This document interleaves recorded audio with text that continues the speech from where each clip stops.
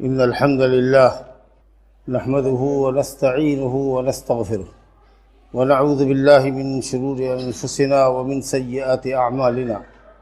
من يهده الله فلا مضل له ومن يضلل فلا هادي له، وأشهد أن لا إله إلا الله وحده لا شريك له، وأشهد أن محمدًا عبده ورسوله. يا أيها الذين آمنوا اتقوا الله حق تقاته ولا تموتن إلا وأنتم مسلمون. يا أيها الناس اتقوا ربكم الذي خلقكم من نفس واحدة وخلق منها زوجها وبث منهما رجالا كثيرا ونساء، واتقوا الله الذي تساءلون به والأرحام إن الله كان عليكم رقيبا. يا أيها الذين آمنوا اتقوا الله وقولوا قولا سديدا يصلح لكم أعمالكم ويغفر لكم ذنوبكم، ومن يطع الله ورسوله فقد فاز فوزا عظيما. أما بعد فإن خير الحديث كتاب الله، وخير الهدي هدي محمد صلى الله عليه وسلم، وشر الأمور محدثاتها، وكل محدثة بدعة، وكل بدعة ضلالة، وكل ضلالة في النار. أعوذ بالله من الشيطان الرجيم. وتوبوا إلى الله جميعا أيها المؤمنون لعلكم تفلحون. بزرگوں اور دوستو، انسان اللہ رب العالمین کی بہت کمزور مخلوق ہے اور ہمیشہ دشمنوں میں گھرا ہوا ہے. شیاطین الجن اور شیاطین الانس نے انسان پر گھیرا تنگ کر رکھا ہے. جو جنوں میں شیاطین ہیں اور جو انسانوں میں شیاطین صفت ہیں، وہ انسانوں کو گمراہ کرنے میں لگے ہوئے ہیں. اچھی چیزوں کو بری اور بری چیزوں کو اچھی باور کراتے ہیں، نیکیوں سے روکتے ہیں اور بدیوں کی طرف اس کو ورغلاتے ہیں، اس کو ترغیب دیتے ہیں. اسی کے ساتھ خود انسان کے اندر ایک نفس ہے جو برائی اور حرام خواہشات کی طرف انسان کو ابھارتی ہے، جس کو نفس امارہ کہتے ہیں. ان النفس لامارۃ بالسوء، ایک نفس ہے انسان کے اندر جو برائی کی طرف اس کو ابھارتا ہے. ان سب کے باوجود کہ انسان کمزور ہے اور دشمن کئی ایک ہے جو گمراہی کی طرف اس کو لے جانا چاہتے ہیں، اللہ رب العالمین نے ہم کمزور انسانوں کے لیے ایک ایسا قلعہ بنایا ہے کہ اگر ہم اس میں اپنے آپ کو داخل کر لیں تو ہمارے دشمن ناکام اور نامراد واپس ہو جائیں گے اور ہم انشاءاللہ تعالی صراط مستقیم پر ہی گامزن رہیں گے. وہ قلعہ توبہ اور استغفار کا قلعہ ہے. ظاہر ہے کہ انسان کمزور ہے، خطاؤں کا مجموعہ ہے، بھول چوک اس کی فطرت ہے. انبیاء کے علاوہ کوئی نہیں کہہ سکتا کہ اس سے کوئی گناہ سرزد نہیں ہوتا. گناہ کرنا انسان کی فطرت ہے، گناہ ہوگا ہی. لیکن اللہ رب العالمین نے گناہوں کی مغفرت کے لیے توبہ کا دروازہ کھلا رکھا ہے، اور یہ دروازہ اس وقت تک کھلا رہتا ہے جب تک کہ انسان کی جان نرخڑے پر نہ آئے، غرغرہ کا عالم نہ ہو، سکرات الموت کی حالت نہ ہو. جب بھی کسی سے کوئی غلطی سرزد ہو، کسی گناہ کا کوئی ارتکاب کرے، اس کو فوراً چاہیے کہ توبہ کرے، استغفار کرے، اللہ سے معافی چاہے، مغفرت چاہے، گناہوں کی بخشش چاہے، اور گناہ سے پلٹ کر نیکی کی راہ پہ لگ جائے. ناشکری کی راہ کو چھوڑ کر شکر گزاری کی راہ پہ لگے، معصیت کی راہ چھوڑ کر عبادت کی راہ پہ لگ جائے. توبہ کے معنی ہوتے ہیں رجوع کرنا، اللہ کی طرف پلٹنا. جس غلط راستے پر ہیں آپ، اس راستے سے پلٹ جائیے، اللہ کے راستے کی طرف پلٹ جائیے. تو اگر آپ کہتے ہیں کہ اللہ میرے گناہ کو بخش دے اور میں تیری طرف پلٹتا ہوں، میرے پلٹنے کو قبول کر لے، اب مجھ کو نیکی کے راستے پر ہمیشہ قائم رکھ، تو آپ اللہ رب العالمین کو توبہ قبول کرنے والا اور مہربان پائیں گے. اللہ تعالیٰ فرماتا ہے: من يعمل سوءا او يظلم نفسه ثم يستغفر الله يجد الله غفورا رحيما. جو کوئی سو کرے، غلطی کرے، کسی دوسرے کے ساتھ غلطی کرے، او یظلم نفسه، یا خود اپنے نفس پر ظلم کرے. گناہ کرنا اپنے نفس پر ظلم کرنا ہے. کوئی بھی گناہ کرتا ہے تو وہ اپنے نفس پر ظلم ڈھاتا ہے، اپنے نفس کو اللہ کے عذاب کے سامنے، عقاب کے سامنے پیش کرتا ہے. تو جو کوئی دوسرے کے ساتھ بدسلوکی کرے یا خود گناہ کر کے اپنے نفس پر ظلم اٹھائے، ثم یستغفر اللہ، پھر اللہ سے معافی چاہے، یجد اللہ غفور الرحیمہ، تو وہ اللہ تعالیٰ کو بخشنے والا اور مہربان پائے گا. گناہ چاہے جتنے ہی سنگین ہوں اور جتنے ہی بڑے ہوں، اللہ تعالیٰ کی مغفرت اور اس کی معافی سے بڑھ کے نہیں ہو سکتی۔ ظاہر ہے کہ سب سے بڑا گنہگار کائنات میں کون ہے؟ وہ جو مشرک ہے، جو کافر ہے، جو اللہ کے علاوہ کی پرستش کر رہا ہے۔ اللہ رب العالمین ان کفار سے بھی کہا قل للذین کفروا ان ینتہوا یغفر لہم ما قد سلف، آپ ان کافروں سے کہہ دیجئے کہ اگر یہ اب بھی کفر سے توبہ کر لیں، باز آ جائیں، تو ان کے سابقہ تمام گناہوں کو اللہ معاف کر دے گا۔ اللہ حالت کفر میں جتنے گناہ انہوں نے کیے تھے، جتنی چوریاں کی تھی، جتنے قتل کیے تھے، جتنی بدکاریاں کی تھی، سب کو اللہ معاف کر دے گا اگر سچی توبہ کر کے اسلام میں آ جائے تو۔ مشرکین سے کہا جا رہا ہے۔ مجرمین میں سب سے بڑے مجرم وہ ہوتے ہیں، جیسا کہ آپ نے سنا، مشرک ہوتے ہیں، ناحق انبیاء کو قتل کرنے والے ہوتے ہیں، وہ لوگ جنہوں نے کہا کہ اللہ تین کا تیسرا ہے۔ عیسائیوں نے کہا کہ اللہ تین کا تیسرا ہے۔ مریم اور عیسیٰ علیہم السلام ماں بیٹے اور حضرت اللہ سبحانہ و تعالیٰ، یہ تین مل کر کے کائنات چلاتے ہیں۔ اور آگے بڑھے تو انہوں نے کہا کہ عیسیٰ بن مریم ہی اللہ ہے۔ کتنا بڑا ظلم کیا انہوں نے۔ اس کے باوجود بھی اللہ تعالیٰ کہتا ہے ایسے لوگوں کو کہ یہ کیوں نہیں توبہ کر لیتے، یہ توبہ کر لے، اللہ غفور الرحیم ہے۔ سوچیے کیسے مجرمین کے ساتھ اللہ تعالیٰ کیا سلوک کر رہا ہے۔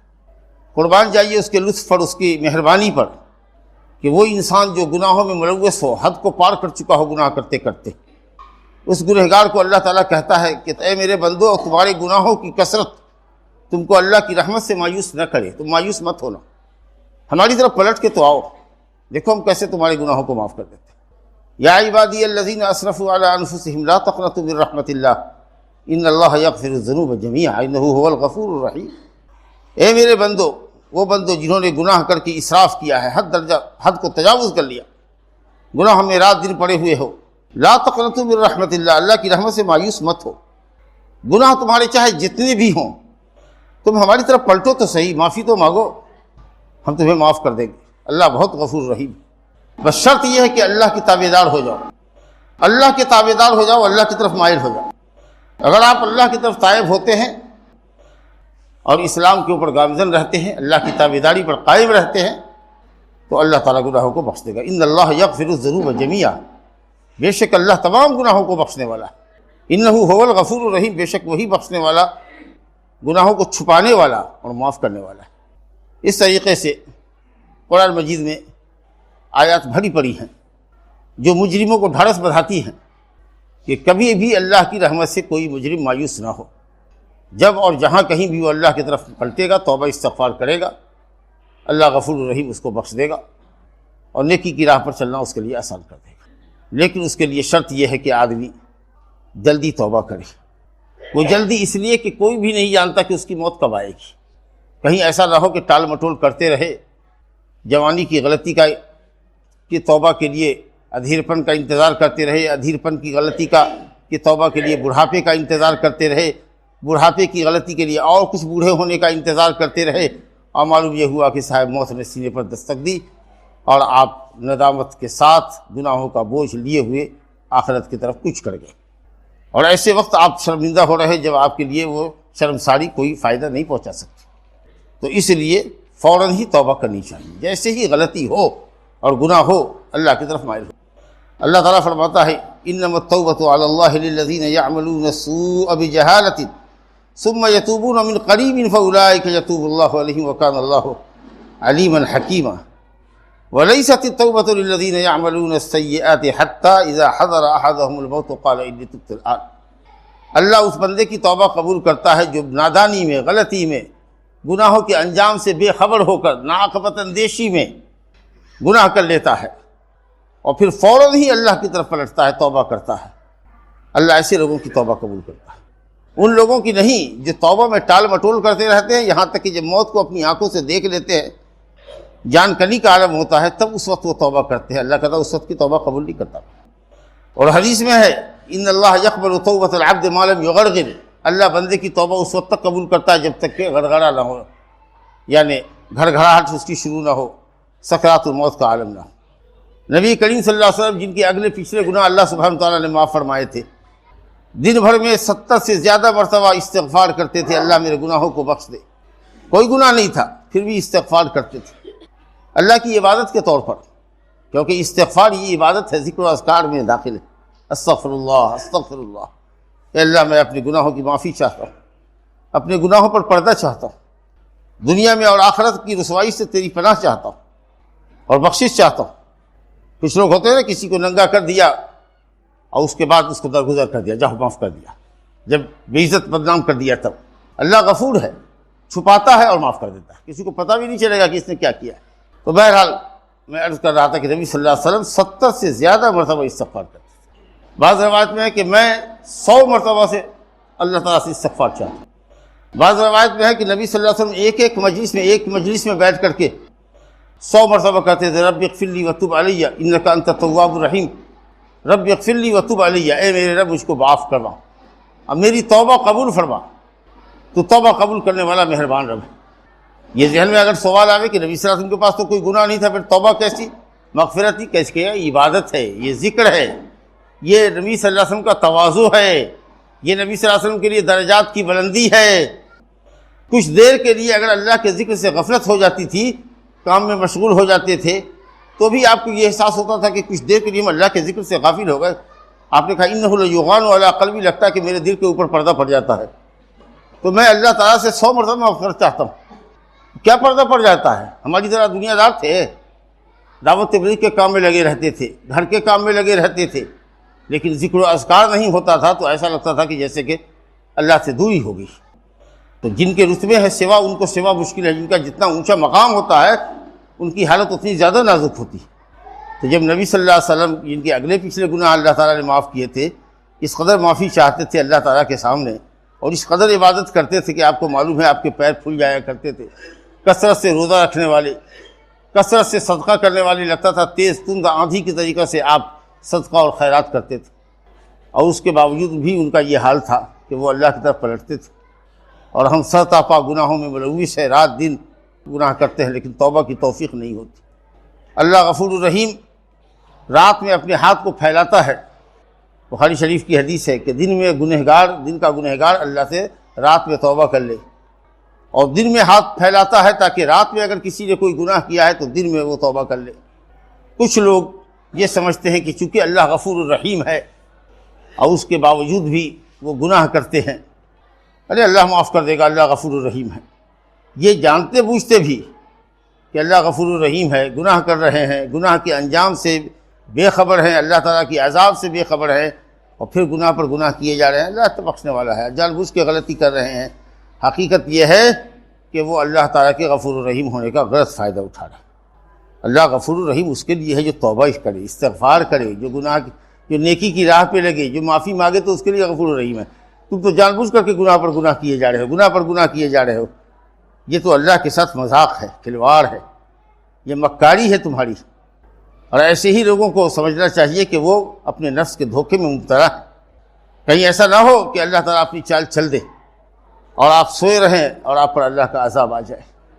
اسی کو کہتے ہیں رب تعالیٰ کی پکڑ سے بے خوفی، ہٹ دھرمی، کہ گناہ پر گناہ کیے جا رہے ہیں، توبہ کی توفیق نہیں ہو رہی، اور اللہ غفور الرحیم ہے، اس پر بھروسہ کیے ہوئے، یا گناہ پر گناہ کر رہے ہیں اور اللہ تعالیٰ مال و اولاد سے نواز رہا ہے، چوری چکاری کر رہے ہیں، رشوت لے رہے ہیں، دھوکے بازی کر رہے ہیں، اس کے بعد بھی اللہ نواز رہا ہے، تو سمجھ رہے ہیں کہ اللہ ہم سے خوش ہے جب تو نواز رہا ہے۔ یہ نہیں سمجھ رہے ہیں کہ اللہ تعالیٰ ہماری بربادی کا انتظام کر رہا ہے۔ وہ ڈھیل دیے ہوا ہے، رسی کسے گی، اور پھر جب رسی کسے گی تو ان بطش ربک لشدید، تمہارے رب کی پکڑ بہت سخت ہے۔ وَكَذَلِكَ أَخْذُ رَبِّكَ إِذَا أَخَذَ الْقُرَىٰ وَهِيَ ظَالِمَةٌ إِنَّ أَخْذَهُ أَلِيمٌ شَدِيدٌ، بہت دردناک پکڑ ہوتی ہے، اس کی بڑی سخت پکڑ ہوتی ہے۔ اللہ کے پکڑ سے بے خوف مت ہو بھائیو، گناہوں پر ڈھیٹھئی مت کرو۔ بار بار اللہ نے سنبھلنے کا موقع دیا، کھاٹ پر ہاسپٹل کے ہے، وینٹیلیٹر پر ہے، وہاں سے بچ کے آگے، سوچنا چاہیے کہ زندگی میں اللہ نے ایک موقع سنبھلنے کا دے دیا، اب سنبھل جائے، لیکن نہ، پھر کچھ دن اچھے رہے، جب صحت مند ہو گئے، توانا تندرست ہو گئے، پھر پہلی سی شرارت پر آ گئے۔ بیماری خوب لگی تو لوگوں سے دعائیں کروائی، اچھے ہو گئے تو بجائے اس کے کہ اللہ کی نعمت کے شکر گزار ہوں، گناہوں سے حد درجہ نفرت ہو، سرکشی پر آمادہ ہے۔ کب تک؟ تابق ہے، جلد ہی اللہ کی گرفت میں آؤ گے۔ اوامن اہل القری یاتیہم باسنا ضحی وہم یلعبون افامنوا مکر اللہ فلا یامن مکر اللہ الا القوم الخاسرون، کیا شہروں میں اور گاؤں میں بسنے والے لوگ، انسانی آبادی میں رہنے والے لوگ اس بات سے بے خوف ہیں کہ ہمارا عذاب ان کے پاس رات میں آئے درحال کہ وہ سوئے ہوئے ہوں؟ کیا اس بات سے بے خوف ہو گئے ہیں کہ جب وہ ناشتے کے وقت میں 8 بجے 9 بجے کھیل کود کر رہے ہوں، کاروبار دنیا میں مصروف ہو، یا کیرم بورڈ کھول رہے ہوں، یا کچھ اور لہو و لعب اور تماشا کر رہے ہوں، ہنسی خوشی کی زندگی بسر کر رہے ہوں، قہقہے لگا رہے ہوں، موج مستی کر رہے ہیں، اسی وقت ہم ان کو دھر دبوچیں؟ کیا اس سے بے خوف ہو گئے؟ اللہ کی پکڑ سے بے خوف ہوتے ہیں وہ جو ناعاقبت اندیش ہوتے ہیں، جو بد نصیب بھاگے ہوتے ہیں۔ عبرت کی آنکھ کھولیے۔ ابھی اسی ہفتے سوموار کے دن آپ نے دیکھا صبح تڑکے، جب ترکی میں اور سیریا میں، شام میں لوگ سو رہے تھے، کس قدر بھیانک زلزلہ آیا، کس قدر اللہ کی پکڑ ہوئی۔ دیکھتے دیکھتے ہزاروں عمارتیں جو فلک بوس تھیں، گگن چمی عمارت جو آسمان سے باتیں کرتی تھی، 50 منزلہ 20 منزلہ 50 منزلہ عمارتیں زمین بوس ہو گئی، ملبے کے ڈھیر میں تبدیل ہو گئی۔ ہنستی کھیلتی زندگی ہزاروں کی ہزاروں موت کی آغوش میں سو گئی، ہزاروں ہاسپٹل کے اندر ہیں، موت اور حیات کی کشمکش سے گزر رہے ہیں، اربوں خربوں کی جائیداد املاک کا نقصان ہوا۔ کوئی سمجھ سکتا تھا کہ یہ زلزلہ آئے گا؟ یہ ہے اللہ کی پکڑ، یہ ہے اللہ کا عذاب۔ اللہ اپنی چال چل دیتا ہے، کسی کو پتہ نہیں چلتا، اچانک سے اس کی پکڑ ہوتی ہے، سنبھلنے کا موقع نہیں دیتا۔ یہ اللہ کا عذاب ہے۔ دنیا نے بہت ترقی کر لی ہے، سیٹلائٹ کے ذریعے بہت سی چیزوں کا پتہ چلا لیا جاتا ہے، سمندر میں طوفان آنے والا ہے، اولے گرنے والے ہیں، برفیلی ہوائیں چلنے والی ہیں، تو خوب زیادہ بارش ہونے والی ہے، تو اس سال قحط پڑنے کا اندیشہ ہے، انومان لگایا جاتا ہے۔ لیکن دنیا میں آج تک کوئی مشین ایجاد نہیں ہوئی جو یہ کہہ سکے 1 سیکنڈ پہلے کہ فلاں شہر میں، فلاں ملک میں، فلاں وقت میں زلزلہ آئے گا۔ کسی کو پتہ نہیں ہے، کسی کو پتہ نہیں، ورنہ لوگ اپنا اپنا مکان خالی کر کے سڑک پہ آ جاتے، جان بچ جاتی، کیونکہ یہ زمین کے نیچے ہے معاملہ، سینکڑوں ہزاروں فٹ نیچے کا معاملہ ہے، کوئی مشین وہاں کام نہیں کر سکتی۔ اچانک سے زلزلہ آتا ہے، کوئی پیشین گوئی آج تک کسی نے کسی زلزلے کے لیے کی ہی نہیں۔ یاد رکھیے گا، یہ وہ سخت عذاب ہے اللہ کا، کس وقت زمین پھٹے گی۔ سائنسی ریزن جو بھی ہو، سائنس والے جو بھی کریں، جو لوگ اللہ پہ یقین نہیں رکھتے ہیں وہ کہتے ہیں کہ یہ سب پراکرتی ہے، بولنے والے بھی کہتے ہیں کہ پراکرتک آپدا ہے، یعنی یہ نیچر ہے، نیچر کہ زلزلہ آئے گا، طوفان آئے گا، ایسا۔ ارے کوئی نیچر نہیں ہے، خالق اللہ ہے۔ ایک پتا بھی نہیں اس کسی درخت سے گرتا ہے جب تک کہ اللہ کا حکم نہ ہو۔ اور زلزلہ تو بہت بڑی چیز ہے۔ اگر یہ کہو گے نیچرلی ایسا ہوتا ہے کہ سیلاب آئے گا، طوفان آتا ہی ہے، سمندر میں سونامی آتی ہی ہے، زلزلہ آتا ہی ہے، ایسا ہوتا ہی ہے، اس کا مطلب یہ ہے کہ آپ نیچر کو خالق سمجھ رہے ہیں۔ یہ تو دہڑیے لوگ ہیں جو اللہ پر یقین نہیں رکھتے، وہ کہتے ہیں قدرتی آفات ہے، نیچرلی ہے، نیچرل فیکٹرز ہیں اس کے پیچھے۔ ہاں، پراکرتک ہے، یہ پراکرتک، کوئی چیز پراکرتک نہیں ہوتی ہے، کوئی بھی خیر اور شر اللہ کے حکم کے بغیر نہیں ہوتا، یاد رکھیے گا۔ اور یہ چھوٹے چھوٹے جھٹکے ہیں جو اللہ رب العالمین ہم کو دیتا رہتا ہے تاکہ ہم غفلت سے بیدار ہوں، چونکیں۔ یہ کل اس کے ساتھ ہوا ہے، آج ہمارے ساتھ ہو سکتا ہے، کل کسی اور کے ساتھ ہو سکتا ہے۔ جب بھی کوئی قوم سرکشی کرتی ہے اور گناہوں کے بوجھ سے زمین بوجھل ہو جاتی ہے تو زلزلہ آتا ہے۔ سائنسی جو بھی ریزن ہو ہم لوگ اس کا انکار نہیں کرتے، معقول جو بھی وجہ ہو ہم اس کو مانیں گے۔ ٹھیک ہے، زمین کے نیچے آتش فشاں پہاڑ ہیں، جو پھٹتا ہے تو آگ کا لاوا زمین کو پھاڑتا ہوا، ہزاروں فٹ نیچے سے زمین کو پھاڑتا ہوا اتنا طاقتور ہوتا ہے کہ باہر آتا ہے اور آگ کے گولے ہر طرف برستے ہیں، انسانی آبادی تباہ ہو جاتی۔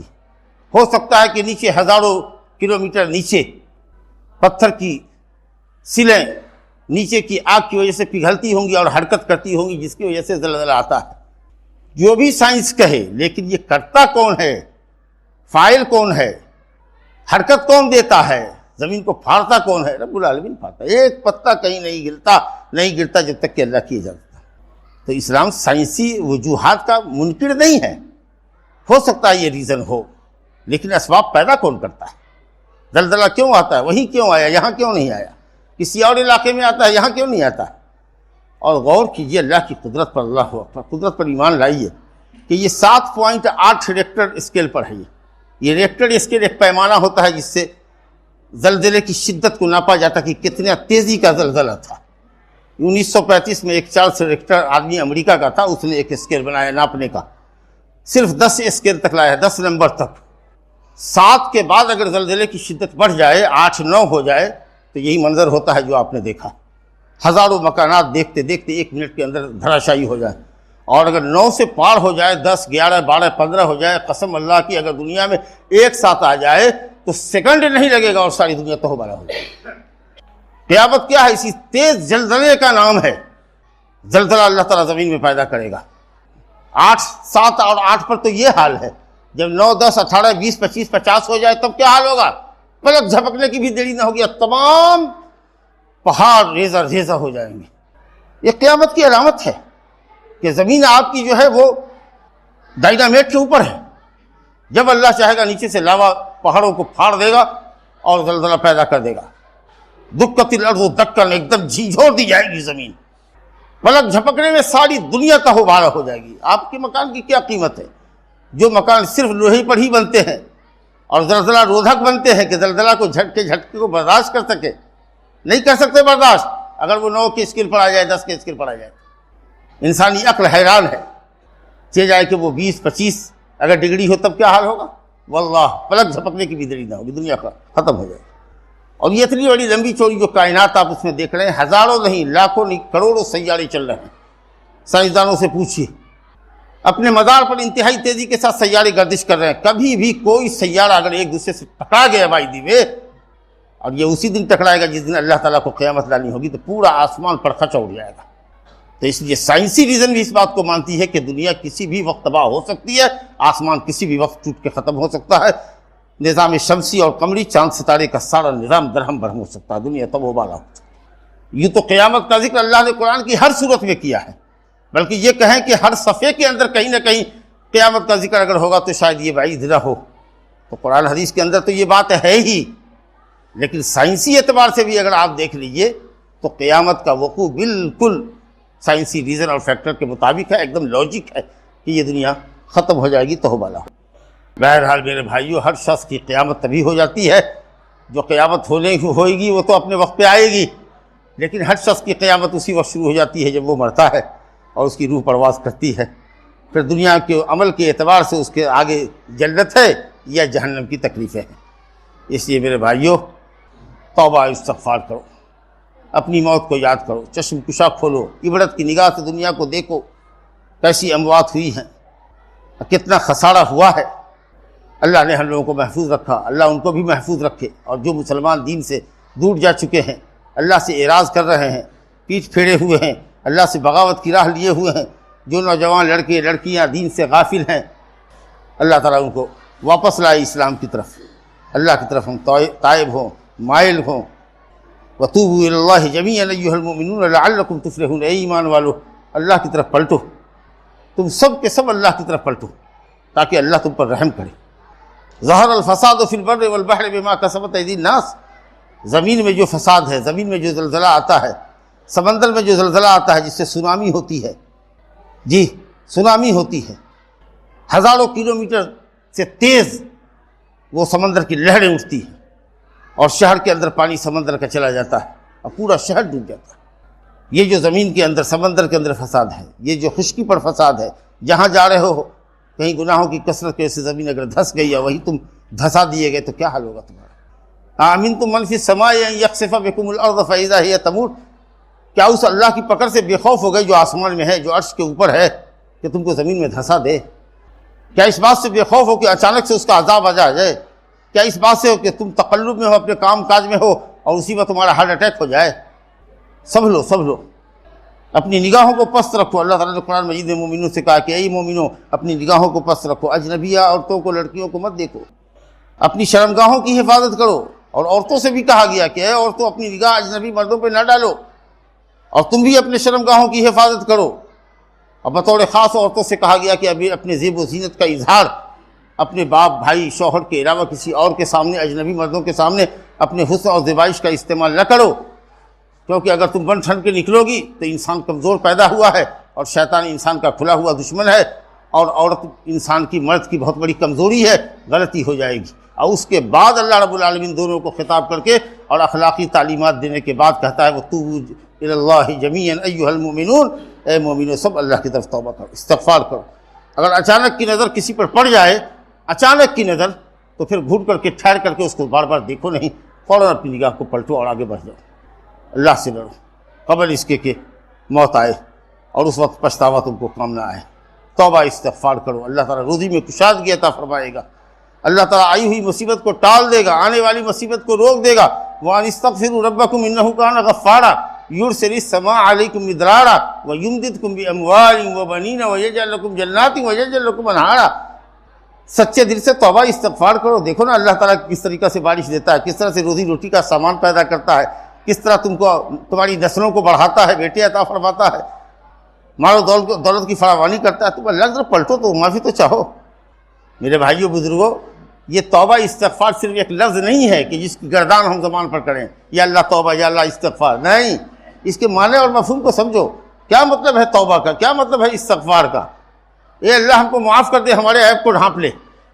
اے اللہ ہم تیری طرف پلٹتے ہیں، پلٹے نہیں، کہہ رہے اللہ معاف کر دیا، دل میں ہے کہ نہیں یہ غلطی پھر کریں گے، یہاں سے نکلیں گے وہی غلطی کریں گے، زبان سے استغفر اللہ کہہ رہے ہیں اللہ معاف کر دے، اور دل میں ہے کہ یہ کام کر رہے ہیں، گویا دل آپ کے زبان کا ساتھ نہیں دے رہا ہے۔ تو یہ آپ کی توبہ خود توبہ کی محتاج ہے، یہ استغفار آپ کا خود استغفار کا محتاج ہے۔ آپ زبان سے استغفار کر رہے ہیں، دل سے نہیں کر رہے ہیں، ورنہ دل سے اگر آپ کرتے تو آپ کی چال میں فرق آتا، آپ اس کام کو چھوڑتے۔ توبہ کا مطلب ہی یہ ہے کہ آدمی جس گناہ میں ملوث ہو اس کو چھوڑے، پہلے اس کو چھوڑ دو، اور جو گناہ اب تک کرتے آ رہے ہو اس پر افسوس کرو، اظہار کرو اللہ کے سامنے کہ اب تک یہ غلطی کرتے آئے ہیں، اللہ معاف کر دے۔ اور تیسری شرط یہ ہے کہ عزم کرو کہ انشاءاللہ مرتے دم تک اپنی پوری زندگی میں یہ گناہ دوبارہ نہیں کریں گے، لیکن پھر اگر کبھی ہو گیا تو اللہ سے پھر معافی مانگو گے، لیکن جس وقت تم توبہ کر رہے ہو اس وقت ایک دم سچے رہو کہ اللہ پھر دوبارہ زندگی میں یہ غلطی نہیں کرے۔ یہ ہے توبہ کے لیے شرط۔ گناہ چھوڑو، کیے ہوئے غلط کاموں کے اوپر نادم اور شرمندہ ہو، آئندہ کے لیے پکا ارادہ کرو کہ یہ غلطی دوبارہ نہیں ہوگی۔ اور اگر اس گناہ کا تعلق بندوں سے ہے، کسی کو گالی دیا ہے، کسی کی غیبت کی ہے، کسی کو برا بھلا کہا ہے، تو جا کے اس سے معافی مانگو۔ اور اگر سمجھتے ہو کہ کہہ دیں گے کہ آپ کو فلاں دن بہت ہم گالی دیا تھا، آپ ہم کو معاف کر دیجئے، تو اور اس کی دشمنی ہم سے سخت ہو جائے گی۔ اگر یہ ڈر ہے تو مت جاؤ، اس کو مت کہو کہ ہم نے آپ کو گالی دیا تھا، اس کے لیے اللہ سے دعا کرو، شاید ہو سکتا ہے کہ تمہارے گناہ کا کفارہ ہو جائے۔ اور اگر مال ہڑپے ہوئے ہو، چوری کر لیا ہے، غصب کر لیا ہے، کبھی دھوکہ دے دیا ہے، تو مال جا کے واپس کر دو، زمین چھوڑ دو، اس کی جتنا غصب کیا ہے معاف کر دو۔ اللہ کے نبی نے فرمایا کہ جس کے اوپر جس کا ظلم ہو وہ آج کا آج اس سے معافی مانگ لے، قبل اس کے کہ وہ دن آئے جس دن دینار اور درہم نہ ہوں گے، روپے پیسے نہ ہوں گے، کہ اس کو دے کر کے خوش کر لو گے، یعنی قیامت کے دن جس پر ظلم کیا ہوگا تم نے جس طرح کا بھی، تمہاری نیکیاں اللہ لے کر کے اس مظلوم کو دے دے گا۔ اور اگر تمہارے پاس نیکی نہیں ہوگی، یا نیکی ہوگی یا ختم ہو جائے گی، اور ابھی کچھ مظلوم باقی ہیں لائن میں جو اپنے حق کا مطالبہ کر رہے ہیں، تو اللہ ان مظلوموں کے گناہوں کو ظالم کے سر ڈال دے گا۔ نبی صلی اللہ علیہ وسلم نے فرمایا کہ یہ میری امت کا مفلس ہے، کنگال انسان ہے، جو آئے گا نیکیوں کا پہاڑ لے کر لیکن کچھ بھی نہیں بچے گی، بلکہ الٹے ہی مظلوموں کے گناہوں کا بوجھ لاد کر کے جہنم رسید کیا جائے گا۔ بزرگوں اور دوستو، اللہ تعالیٰ فرماتا ہے یا ایھا الذین آمنوا لا تلہکم اموالکم ولا اولادکم عن ذکر اللہ ومن یفعل ذلک فاولئک هم الخاسرون۔ اے ایمان والو، تمہاری مال اور تمہاری اولاد تم کو اللہ کے ذکر سے غافل نہ کرے، جو ایسا کرے گا وہ بڑے گھاٹے میں رہے گا۔ اور قبل اس کے کہ تم کو موت آئے، جو اللہ نے مال دیا اس میں سے کچھ خرچ کر دیا کرو، فقراء اور مساکین اور محتاجوں کو دے دیا کرو، صدقہ اور خیرات میں بڑھ چڑھ کر حصہ لو، یہ اللہ کے غضب کو ٹھنڈا کرتا ہے صدقہ و خیرات۔ اس سے قبل کہ جان تمہاری نرخڑے پر آوے اور اس وقت تم افسوس کرو کہ کاش کچھ مہلت مل جاتی تو میں اپنے بچوں کو حکم دے دیتا کہ ادھر دے دو، ادھر دے دو، ادھر دے دو، کچھ لوگوں کو دے دو، اس وقت کا صدقہ قبول نہیں ہوگا۔ اور اللہ تعالیٰ تمہارے عملوں سے باخبر ہے۔ اقول قولی ھذا واستغفر اللہ لی ولکم ولسائر المسلمین من کل ذنب فاستغفروہ انہ ھو الغفور الرحیم۔